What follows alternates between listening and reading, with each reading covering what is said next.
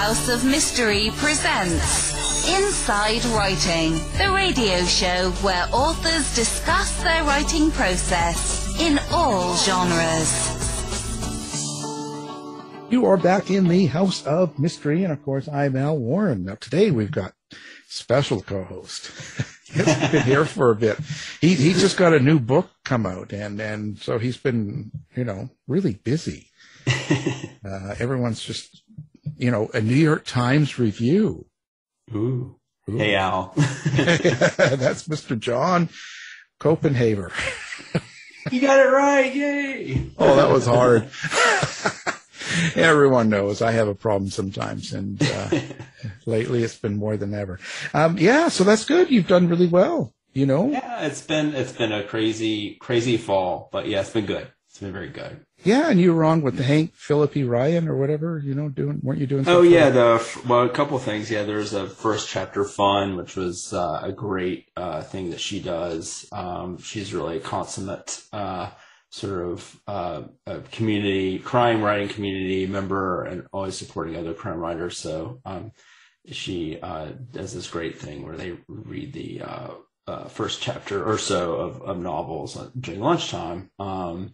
And that was fun. That was great. It was really fun way. It's her new kind of event to do. So yeah, enjoyed it. Yeah, I don't know if it's going to get much better next year the way things are going, but we'll see. Yeah, who knows? And she's got an incredible amount of energy. I do not know how she does that. Yeah. It's kind of amazing, actually. It's like she's got coffee going right into her veins or something. Just crazy. And when she was on the show, she was just, wow, slow down. Calm down. It was making me. Well, anyway, so we're on. This is actually the last recording of the year, so that'll be it, and then they'll be playing reruns until January 10th. Oh wow! I know. I get to vacation. In Canada. Oh, that's right. It's extra warm up there anyway. Well, so we've got a great guest to end the year in. Great writer. So let's just get him in here and let's start talking. Mr. David Marlett, thank you for being here. Yeah, thanks. Good to talk with you both. And like I said, you saved the best for last, right? Exactly. It was a build-up. This is your. That's right. The whole year has been leading to this one. The 200 shows before were all just the warm-up acts. You are Britney Spears. Yeah. You did it again. Yeah. There you go. See, that's all we need to do, Yeah, I'm fascinated with it. I think John is too. I think he's a perfect co-host for this one because you are kind of really good at doing historical fiction, like thrillers, but also you've got a lot of real life in your books as well. Like you're doing this really well, and I find this area really fascinating. What makes you write these types of books? You do a lot of historical fiction, like we're talking. Yeah, that's really my primary interest. Although now I have decided to. The one I'm currently writing is. I feel like I'm. Switching art forms because I'm writing a contemporary fiction that that's not historical, that's not based on a true story. So it's and I'm writing it entirely from a woman's point of view. So there's a part of me that's saying, how am I being suicidal? But in any case, no. But I'm going back to my next one will be back to historical fiction based on major trials. That's really what interests me, primarily is the human drama and the story between, some things that led to extraordinary trials, but the trial is not the centerpiece at all. It's all of the people and the characters and what led to get there. And then you do, of course, have that drama of the trial. If it actually does go to trial, the next one I'm doing is the bombing of the Los Angeles Times and Clarence Darrow's activities in Los Angeles in 1910, and just extraordinary story. But it actually doesn't even end up going to a literal trial. Anyway, I got sidetracked. I just find that human drama quite interesting, and I think it's something that that pulls me and hopefully the reader, if it's got enough interesting characters. I'm not interested in writing just a collection of, legal, coverage of legal trials at all. Right. How I pick them is very, they got to speak to me as far as something to say. And American Red, I think, has a lot to say relative to today as well. But in any case. Well, but how do you assemble something like this for yourself? Like when you talk about Clarence Darrow, of course, and stuff, like when you go back to the trials, and I know in your Fortunate Son, you were talking about the big trial and in 18th century Ireland, and it really led to some important things. But I find, like, when I went through, I just did like a Leopold and Lowe book and dealt with Clarence Darrow. When you go through a lot of his stuff, it's very at the time, and not a lot of personality. There is, but there isn't. You know what I mean? It's how he's presented himself. And even it is. He kind of hides himself behind a lot of that. And so I don't try to invent personality that we don't know. In other words, he was rather dry from all appearances, even in his dealings with people. I mean, he personally was he was enjoyed holding court and being a storyteller at various events when he was invited, that sort of thing. But otherwise, he's pretty quiet about his own life, and there's not a lot out there relative to his.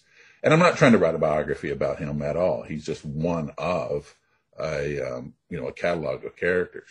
I find him interesting, but a lot of what we do know about him is through his actions and what he did. And I love him because he's just, at least in some of us of a certain generation know who he is. I find most of my readers don't know who he is. But certainly the lawyers do, generally, if they're familiar. And the fact that he's, pretty, I like it that he's this consigliere for this murderous son of a bitch, and deals with a lot of conflicted characters and who he represents. To me, that's a delicious thing, where there's no, he's not some, all-American, let's all, he's out for money for himself. And when you get into 1910, he's bribing jurors and gets himself thrown out of California. So, he's an interesting conflicted character, but he's not my, in American Red, he's one of some interesting characters that I discovered. I think what I'm trying to get is, how do you make this character come to life when you haven't got a lot of personal details? When they're past and they're dead, and you kind of have to go through news articles and newspapers, and you have to go through court documents and stuff like that. And I guess that's where the fiction part comes in a sense. Yeah, I'm not one for nonfiction. I mean, I love reading it. I mean, nonfiction. I read a lot of nonfiction, but and I appreciate the art form. It's just not I enjoy the drama, and I want to be able to bring them, give them words and speak, and not try to claim that these are things they actually said. Of course, you've got the trial transcripts, which are always a wonderful place to start.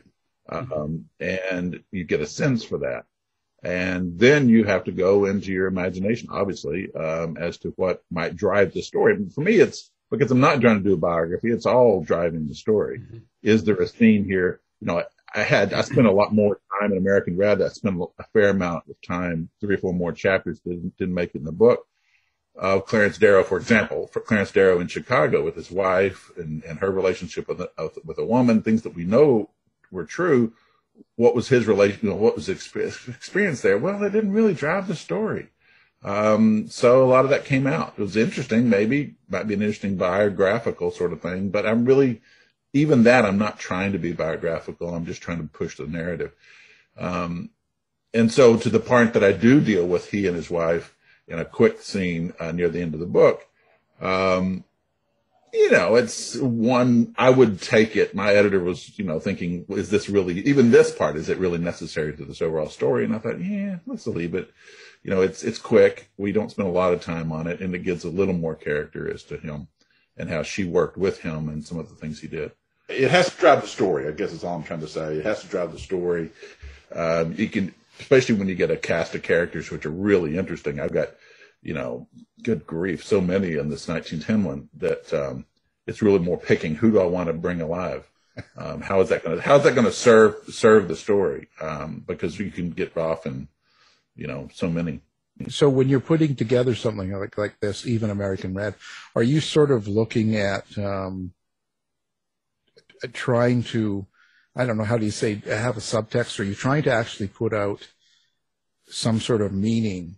Yeah, no, absolutely. That's really kind of the only thing that drives me is, not the only thing that drives me, but what's the takeaway?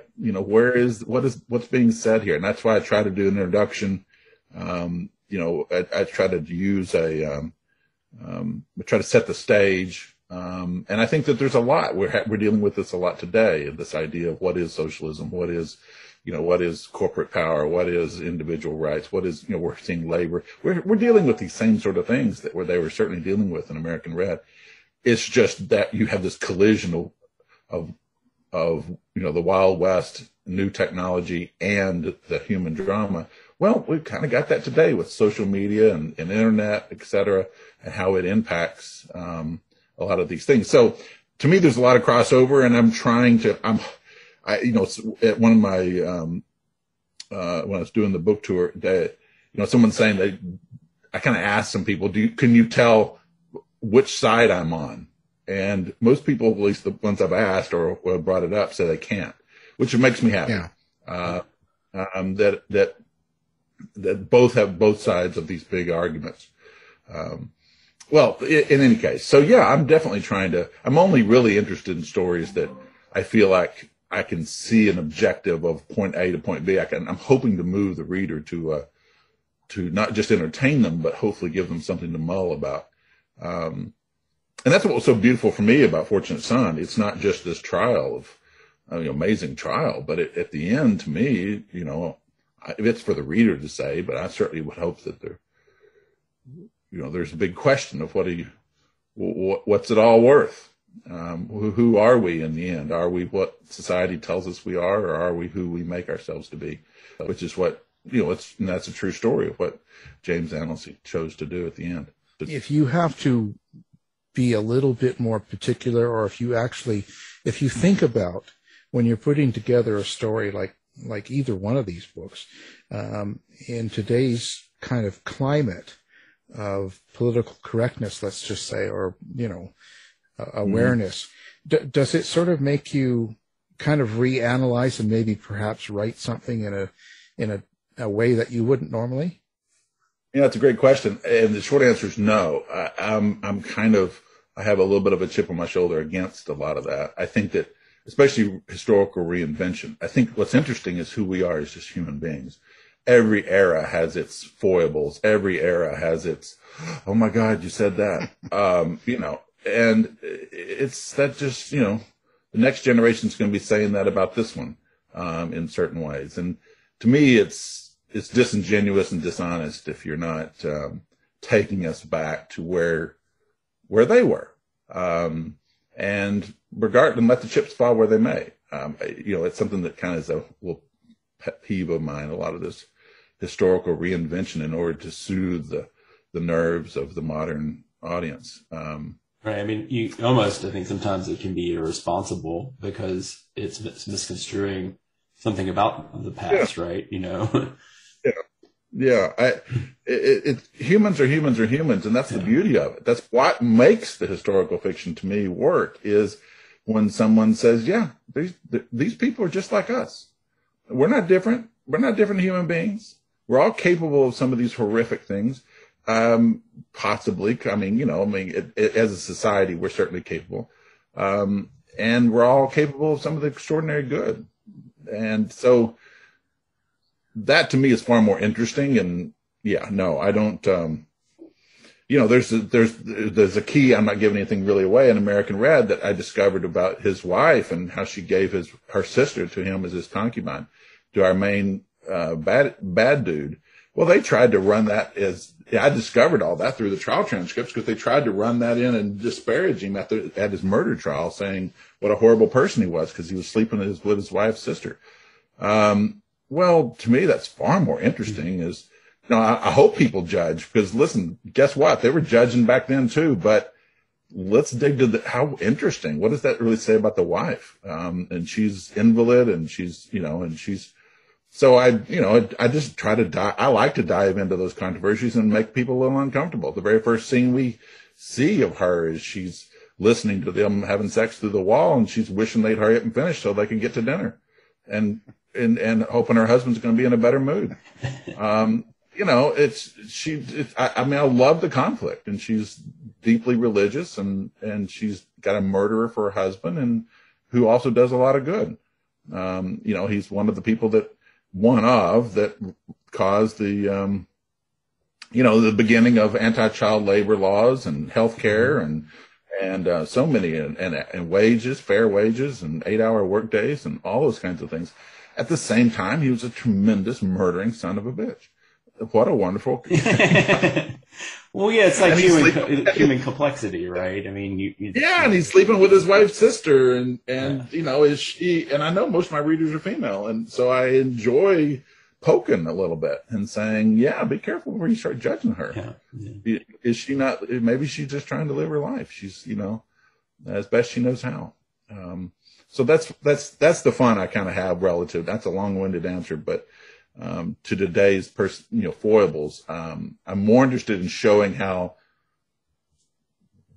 this isn't anything new. Our social struggle with right and wrong and what offends and what doesn't offend, and character assassinations or over heroizing certain people. That's nothing new. Yeah. I mean, absolutely.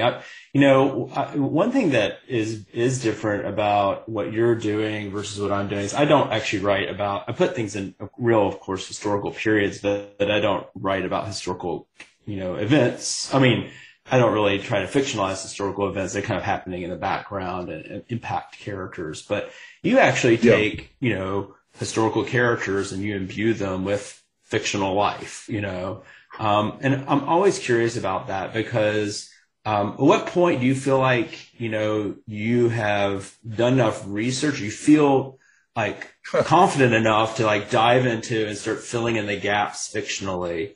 I never know quite myself, so that's why I'm asking. Yeah, there is no, as you're saying too, I think you'd agree that there is no right way or a way or anything else. I truly let the story lead me.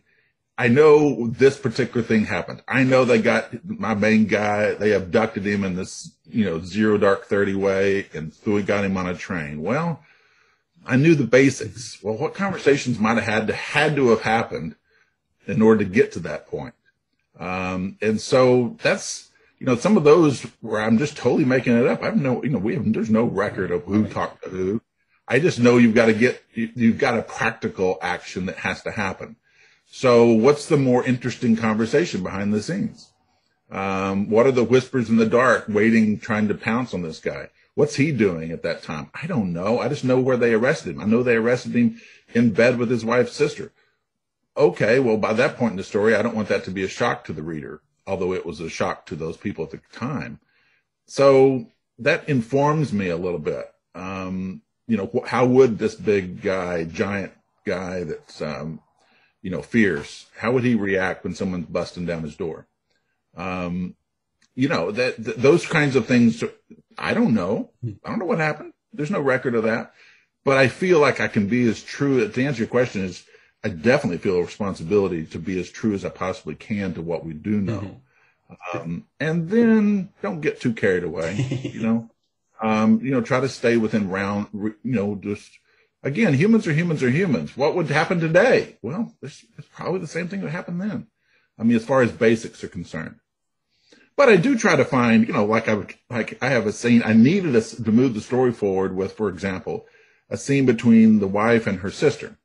Well, imagining what their relationship was. They love each other. The wife wants the sister to be around. The wife is in a wheelchair, with polio, and she's, and so I needed a conversation somewhere. It was just, the story was needing a conversation between these two women as to their relationship with the same man. You have to imagine that surely they had the conversation plenty of times, right? Of course.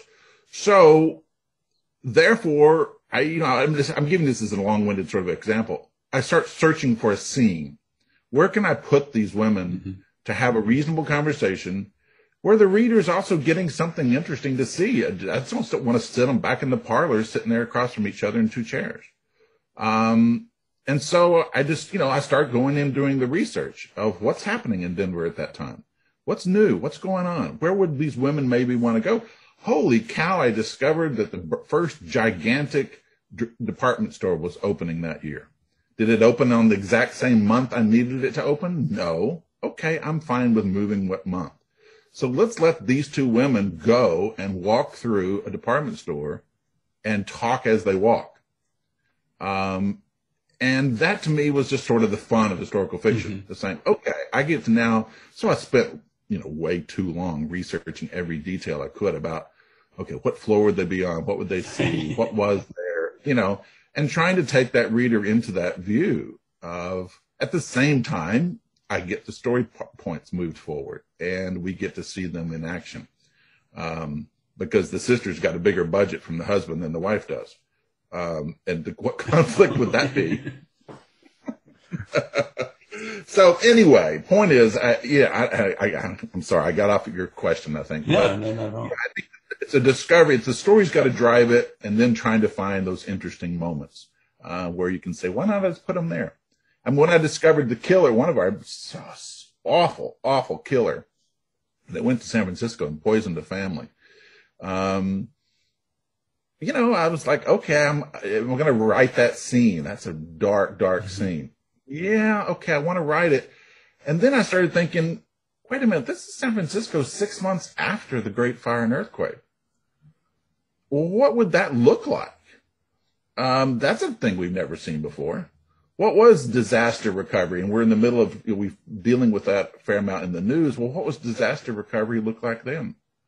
And then lo and behold, I discovered that this old man named Holt had, right at that same time, had the very first time he ever brought his invention called a caterpillar off of the farms in California to try to be used for industrial use was in the cleanup of the San Francisco fire. So I thought, what an interesting scene to have a bunch of men, as we all men do, sit around and watch somebody else work on a machine. And so, I thought, okay, I know Holt Caterpillar was there. I know it was the first time it was ever used.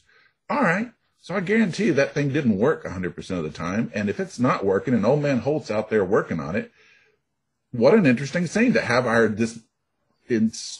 psychopathic murderer.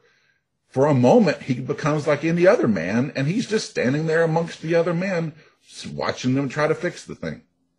I thought that was just an interesting moment to be able to play, and for those people who were kind of think, oh, Holt Caterpillar, wow, that's it's a little piece of history that's accurate. That's the fun, I guess. I can get off on this too much, but this is the fun. I really have fun with that kind of thing. What can I do that's accurate, that adds texture, that doesn't take away from the story, and we don't have to linger too long on it, but can bring us forward.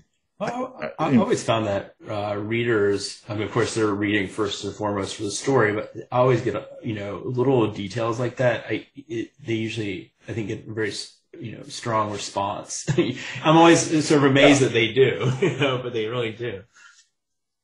Yeah, I think it's all painting. I did spend a fair amount of time working screenplays in the film world, and I think it is, it's our obligation to paint, and that's who our reader is today. I mean, they're watching series on Netflix, and I think it's such a visual medium. The writing, it needs to be a visual. In my opinion, it needs to be a visual medium. Readers need an opportunity to plug into their brain and paint pictures. So paint some pictures. Yeah, and it makes all the difference, because if you could create the setting, the atmosphere, because so much of that is missing, and there's no way someone today in 2021 is going to understand what it was like to be in 1921, for instance, in a city, because there's all the different things going on around the people, who was famous, what stores were open, what there's all of those, like you were talking about. You need all of that to create the platform for them to really understand why people act and react the way they do. Well, to me, that's the fun, is the sensory part, too. It's, Unfortunate Son, just thinking, what would it sound like to be on the streets of Dublin in 1715? How quiet would it be? We don't realize how quiet it is. So there's a big element of that about the church bells. Well, you could hear those damn things from a long ways away. There's not much else going on. It's clip-clops of hooves and men talking and people talking. That's about it. And there's something about that, to me, that's that same thing. It's that immersivity. I think we kind of have that's what I find fun in historical fiction, is that hopefully, this is for the reader to decide, but that's my ambition anyway, is to immerse them a bit. And that choice of picking and choosing what sensory elements are going to help them feel immersed. It's like it's essentially kind of world building, the way that, you think of it in terms of sci-fi or fantasy, but we're, world building the past. Yeah. And it's all a choice. Those choices are fun, John. I know, as you know, I find them fun to be, I can get stuck trying to figure out, well, what can I do? Yeah. I got the scene and I don't really have anything to, and then you feel like you're overdoing it. I do sometimes, I don't know if you do, but where you feel like, okay, I got too many interesting scenes in a row. How about I need to burn a few boring moments. Does everything have to be done in some interesting thing? No. Let's burn a few boring moments too, in just the passivity of ordinary life. Do you ever create characters out of the blue just to fill or make something move along? Oh, yeah. Very much, especially in American Red. The main two young characters are fictional. And they're amalgams. They were true people. There was undercover agents for the Pinkertons and given a code name. I just didn't know his actual name. One of the far cousins of Al Capone was there. She was there. The Capone family.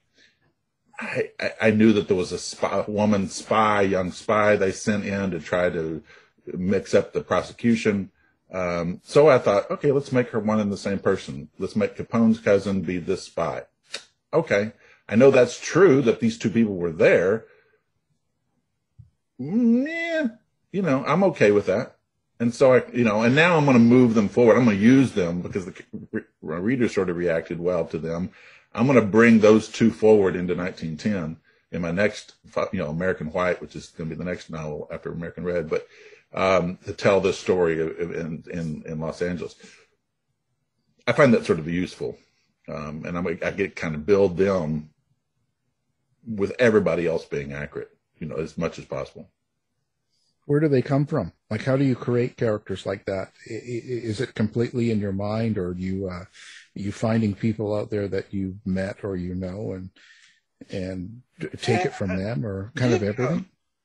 I guess I'm really doing that now with this, the Art of Being Betsy, which is what I'm writing right now, which is entirely fictional characters, and they're all amalgams of real people. They're all people I know, put together. In American Red, it started with what I knew was true, what actually happened, and that these, I didn't really have names, but had two or three. It more was a pragmatic thing, and then I kind of built stick figures that needed to be certain places and were certain places. Maybe there's two or three of them, but I decided to make them one, and then you start fleshing them out. I think that's how I did it for that, because I had sort of stick figures in certain places, and I started, and then it was also, I have my main, very true character, the main Pinkerton detective. I wanted to see him being more paternal and being softer. He was known as a hard ass, and I want my readers to see him a little more three-dimensionally. So that's when I started thinking, okay, let's let that guy be, brought under his wing. And that gives them a conversation, a place to move story, gives them somebody to talk to. And we understand that we can learn a lot about how dangerous that all is by watching him be concerned about this young man. I got off my story. I'm just I'm pulling them out of people I know. I think, but like I say, there's when it's historical fiction, there's a framework underneath. Right. Whereas like the current fiction I'm writing now there's no framework underneath, which is a little, it's just different. It's different. I was going to say that because I've written true crime or nonfiction all along. So a lot of your characters, in my case, they're sort of already predetermined. You find out about them. I can't make them a certain thing. They are who they are. They did what they did. Mm-hmm. And that's kind of how you probably have structured your first ones. But when you get into the newer one that you got next year for the art of being Betsy, you don't have any of that guideline. So it's completely... Right. In your own, did you like that kind of writing? Has it been good? Yes and no. I feel like I'm I don't know, maybe this isn't a good example, but a sculptor who's decided to go over and try to throw a clay pot. It's just a different. I'm looking forward to getting back to historical fiction. But I like I have something I'm trying to say. I'm more worried I'm being too on the nose. I'm trying to be a little more, there's something that I wanted to say in this book. I like it and it's fine. I'm looking forward to getting back to historical fiction. I'm glad to have done it. It's an interesting challenge, a personal challenge. And I think it's going to, I'm proud of the book. I think it's going to be a good thing. But I'm, It feels more direct. The structure. I like this. I love the research. I love finding those little pieces and saying, can I move this in here? What is it like what did they think when they heard a telephone ringing? And, some people had telephones and some didn't in 06 and 7. And some of them didn't trust them at all. They'd much rather be on telegraph, Yeah. What about cars? What do men think? Seeing, we think about, especially I love diving into these guys. They're already starting this idea of, lusting over and talking about different kind of automobiles. Well, that's brand new conversation. Who's ever had that conversation before? I have a scene where it's one of those little personal things. I don't know, John, if you have these where you kind of write them in, you get a kick out of it. You don't know if your readers even notice it, but you're like, it made me smile. So I put it in there. But, and I just have this scene where these two guys are leaning against a car and realizing we can't lean against a horse.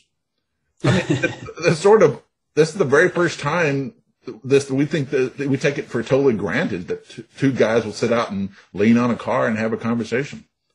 Well, they might have leaned against a wagon, but it was just sort of, they just had this moment of notice, like, it's out here leaning, well, it's a stupid little thing, but I find it sort of funny. I got way off your point. I don't even remember. It's much cooler to lean against a car than a wagon, I'll say. Yeah, there's something about that.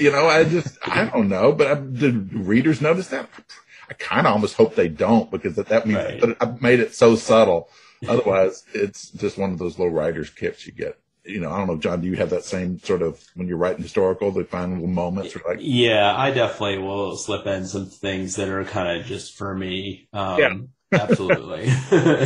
Like references to things that you would not, maybe like someone might get, but it's really, I'm just acknowledging it's for me, Right. And if someone happens upon it or, that's great, but, it's there.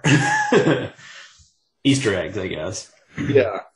My biggest problem, like Unfortunate Son, was the extraordinary coincidences that happened in the historical record. I mean, I've got the original newspaper articles that his friend he would run into his friend after he's been sold into slavery. He's been for 14 years. He's going to run into his friend, his Irish friend that he hasn't seen for 14 years, just on the docks in Yorktown. what the hell? I really wanted to write a note in the margin, before people throw the book across the room going, no, this is, oh my, to say, no, actually, this actually happened. But that's, I was going to ask about that because we talked sort of about inventing characters, but I'm sure, although you're dealing with historical events, there's still, so you can still play around with structure and how you might approach something like that. What can you do? It's a coincidence. It's important, important to the storytelling, and you can't really but do you massage it a little bit? I just had the characters. I gave the characters you've got to be kidding me conversation. Mm-hmm. I let them be as astonished. Right. Hopefully the reader would be.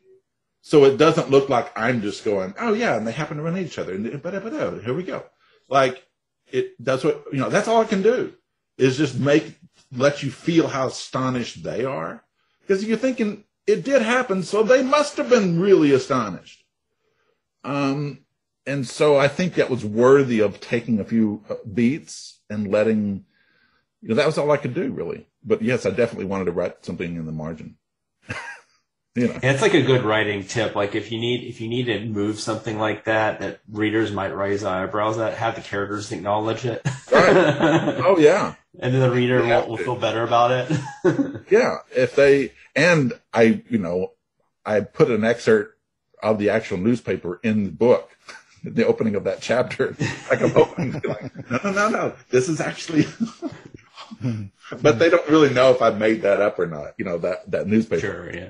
So when I did book tours for that, I carried that newspaper with me. I was like, I actually have these original newspapers from 1700s. That's it's fun. It's fun. It's fun to do, and you can, get yourself a little. But it's like the Leopold Moab thing. I wouldn't write that one. Because, and looking back at it, because it doesn't have enough. It doesn't have enough. You ask a question about, am I trying to say something in these or whatever? I don't think it has enough to say. I thought about it because it kind of takes place between, these two books, American Red and what's going to be American White, and then eventually American Blue. But it takes place in the time period, and I just like, what? There's just not enough. I don't think it has enough to say. Yeah, and for me, I was trying to capture it just them two and their relationship, but I'm trying to put it in a bigger series of a couple of books. Oh, you're writing this. I didn't mean that. Oh, I thought you said you read something on that. Yeah, no, I wrote that as part of a series. That sounded terrible, me saying. I agree totally. That way. It's not something. Hats off to you. No, it's not something I would attack in that way because of saying something, except for the idea that because they were gay that they were killers. My thought was that they had a relationship. There was a unique part of their relationship, but we have a lot of killer couples out there, right? And I'm trying to take away the stereotype of two gay men that were right. Obviously something bad in that time period and illegal and probably thought of as quite ill in certain ways. I'm trying to separate that. Well, the interesting thing for me is that, mass murders can be gay. Guess what? Yeah. Or they weren't mass murders, but murders can be, the human, and in fact, that's all the more humanizing, regardless of sexual proclivity. There's good and bad. Right. And that's kind of the point. Difference, And that was kind of the point. The same as at Fritz Harman, like some of these killers that I'm bringing out, I'm trying to make them look as, I don't want to say this normal, but normal as normal right. people are. Like they're not doing this because of their sexual, what they like. They're right. doing it because of something else. And so I think that was kind of my point in that thing. But it may not be accepted as well as I thought it would be, but it doesn't matter. Well, I think that's just it. Well, any point, it's not so much that you can write about anything. You just got to know what sort of perspective or point of view you want to take with it. And certainly, I think historically there's been a lot of conflation with criminality and homosexuality, and you're trying to separate those two, right? Essentially. Yeah. So they're not necessarily related. The problem here has nothing to do with homosexuality. The problem here has to do with a whole other relationship dynamic that is problematic. See, you can write my forward. You know what? I did. Yeah. Anyway, that's another story. We're here for David here. Now, I have to ask this question because we get a lot of fictional writers, and it seems very unusual to me. But when I ask fictional writers what their relationship is with the characters, quite a few of them tell me it's like their family, it's like their friends or children. I hear all these words, and they hear their voices in their heads and stuff like that, you know. Yeah. And I think it's really bizarre because I've always stuck to nonfiction and sort of like you, even historical fiction. I'm kind of doing things in that area. So I don't quite get it, but maybe you have an opinion on this. Like, what are your made-up characters to you? Like, how do you see them? If I don't have an emotional relationship with them, I think that's a recipe for not particularly good writing. In my feelings, I better have an emotional relationship with them if I want to bring them alive. To me, that's a fast path for a cardboard character if you're not feeling some connection. For me, I don't mean to talk about any other writer. I'm just saying for me, I'm not artificially creating that, but if I'm finding myself, not that invested, well, that's a bad sign. I feel more connected though. I mean, boy, when I found James Annesley's grave, I just wept. I mean, he's a real character. No one's ever told his story. And you got so invested in this real person who made these true. I mean, there's scenes in there that just, that I discovered, his relationship with, and there's a lot of personal, that you bring in. We just don't know a lot of those things. So I get very personally connected with him and his friend. But in American Red, my personal connection is more with the fictional one. I do. I care. I have to care. I think you have to care. I don't know how you could do it. I think that's going to come through. I think it's, like a musician playing a piece of music. If you're not emotionally invested, we're going to hear that. I think there needs to be some emotional investment. Now, I've teared up plenty of times writing, and I don't tell people that. I mean, I'm telling people that now, but I mean, I don't, it's not artificial. I kind of roll with it, Yeah. Do you hear voices in your head too, or? No. I hear conversations a lot. I mean, cause I let my mind roll with okay, I try to go in that room and turn them loose and just listen to them, talking. Oftentimes it's just, I can't make out the words. And I just get closer to them, and then I start, that sounds a little hokey, but it's just kind of my method. Obviously I'm the one creating that. I don't believe in all this, I let my characters write, whatever. I do, that's my exercise of the art, is to go in and just try to sit in that room and just listen and try to listen to them, try to, as best I can, to hear what they might be, how might that conversation go down, or what might they be feeling.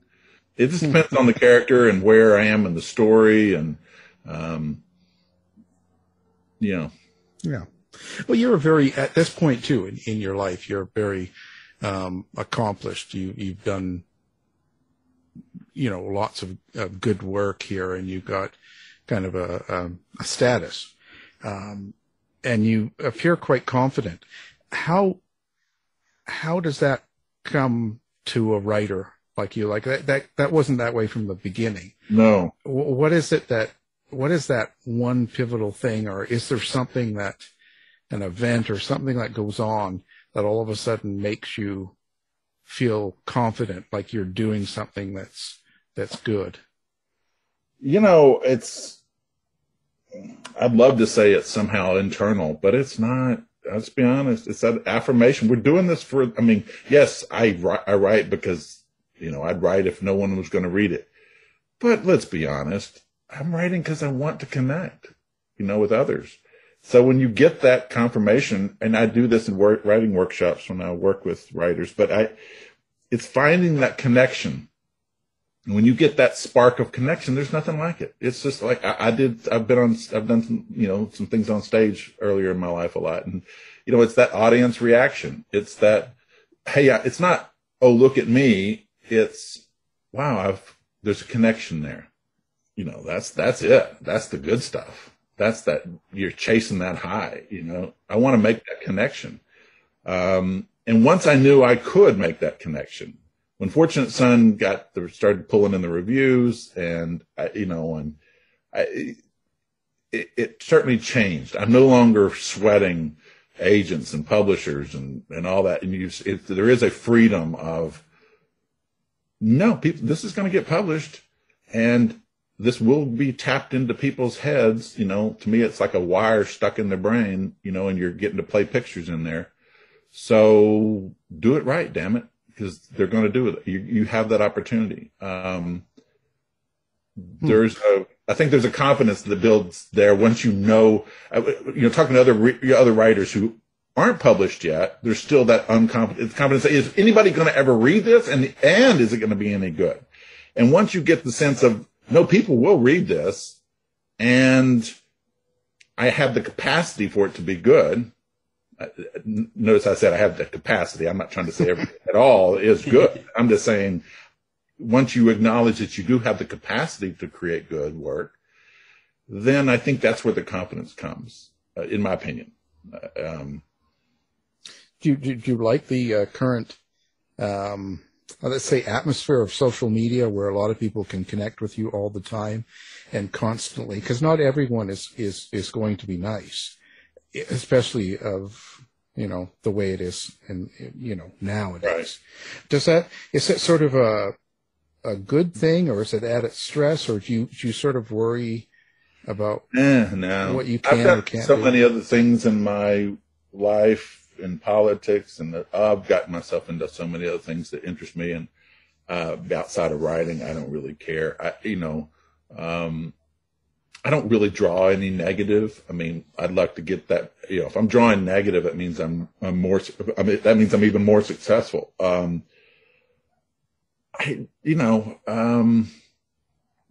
So no, we all just know we're writing in a.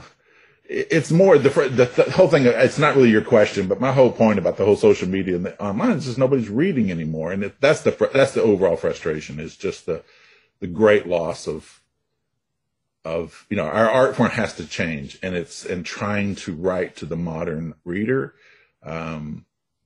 That's more the challenge. That's where I feel, maybe you gentlemen would do too. I feel like I'm in the wrong generation. Yeah. Oh yeah. Yeah. That's interesting. But it's a challenge. I mean, that we all have to be up for the challenge. Do you like the whole Amazon thing?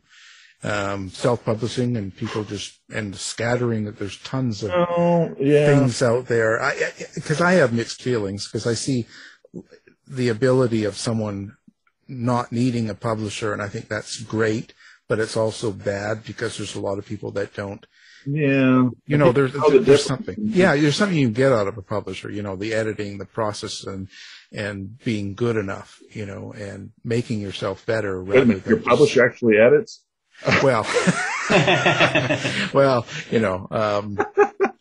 Oh, you know what I mean? Yeah. Yeah. No, I think that that you can, just like anything else, you can overflood the market, and it doesn't increase it's like people complaining about, all these musicians, only a few get attention. Well, yeah, because it's flooded. Anybody can go shove their stuff out there and that may feel good to them, but that doesn't, I think it only herds the audience more into just the big names because of the noise. I mean, you get so much noise, you just start looking for I think it doesn't invite readers to go explore as much, because they know once you walk into that exploration room, there's a million things, as opposed to you can be in the nice, safe curated room. Does that make sense? Oh, yeah. Before, the other room of exploration may be, several hundred, but it was more of an open exploration as opposed to just a wall of noise, which maybe I'm not. This is just a theory. I mean, I don't know if this is true. This is just the way I feel about it a bit. Yeah. Well, that's true. But just does the noise affect you? And not only the noise from that, but just the whole world. I mean, in cases of, like the pandemic, and you've got, political things going on, you have this, it seems like there's a wild world.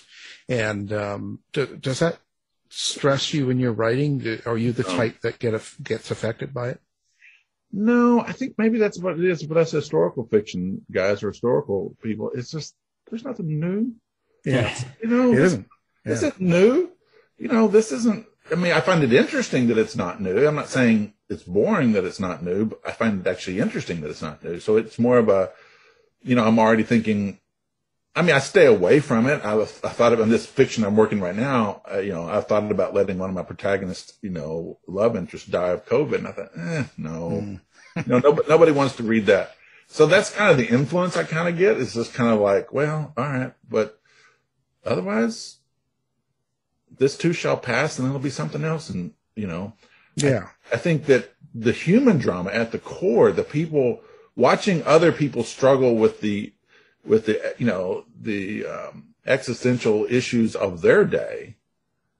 I think there's power in that, and seeing how they overcame. People had to overcome so much more than we're having to overcome. Oh my gosh. Yeah.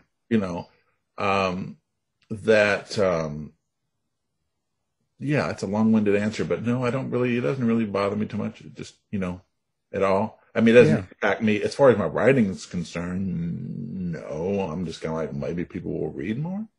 I don't know if that's true though. Yeah.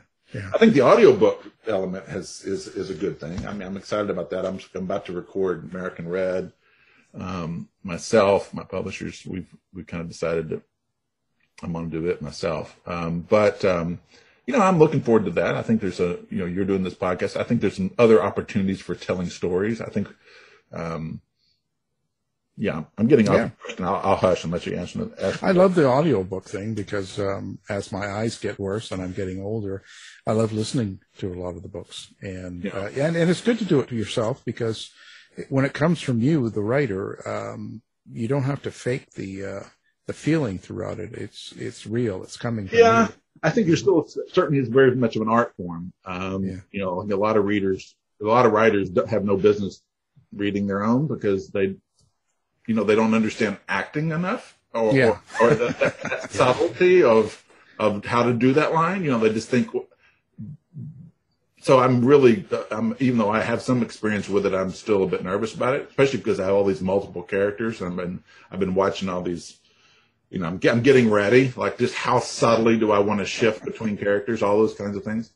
Yeah. But Fortunate Son has to have a native British reader do it. I would never do that. My accent would just come through and it would ruin it. Yeah. Yeah. It wouldn't sound real if you're doing it that way. Yeah.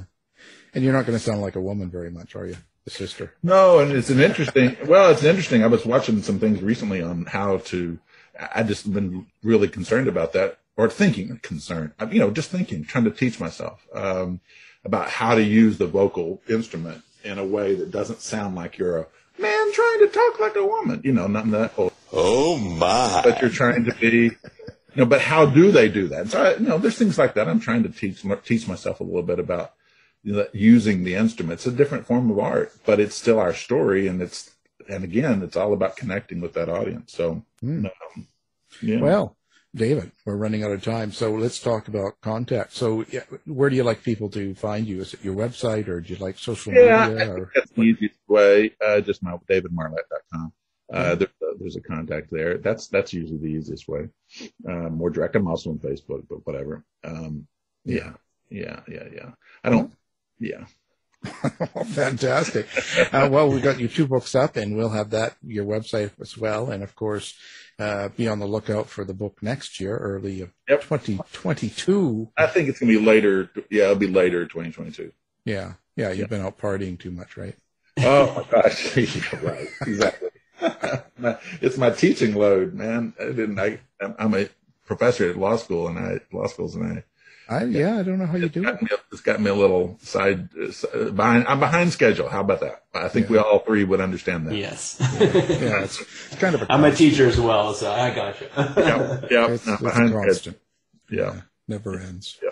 Well, we appreciate it. Our guest today, of course, is Mr. David Marlett. Thank you for being here. Well, I really appreciate you guys inviting me, and it's just been, it's a pleasure. It's a pleasure. Get the latest news and opinions from Eric Shapiro from the House of Mystery website in the Shapiro Report. To find out more about our show, guests, or to listen to past shows from our archive, please go to www.houseofmysteryradio.com. Show is over for now. Was it as good for you as it was for me? Well, good night. This has been a production of Something Weird Media. I'll be back.